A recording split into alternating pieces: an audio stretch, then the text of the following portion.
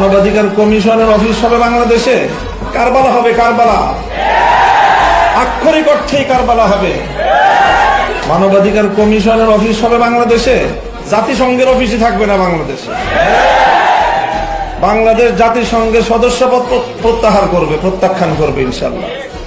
যে এই মানবাধিকার কমিশনের অফিসের নামে আমার সোনার শাহজালালের এই বাংলাদেশে সমকামিতা সহ পশ্চিমা ধর্মবিদ্বেষী অসভ্য বেরেল্লা কালচার বাংলাদেশে আমদানি করা হবে, কারবালা হবে, কারবালা আক্ষরিক অর্থেই কারবালা হবে।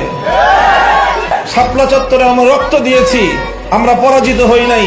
শাপলা চত্বরে শেখ হাসিনাদের জন্য চিরদিনের জন্য তাদের কপালে কলঙ্কের দাগ লেগেছে। ইমাম হুসাইন কারবালায় পরাজিত হন নাই, বরং শাহাদাতের মধ্য দিয়ে কিয়ামত পর্যন্ত ইয়াজিদের কবর রচনা করে গেছেন।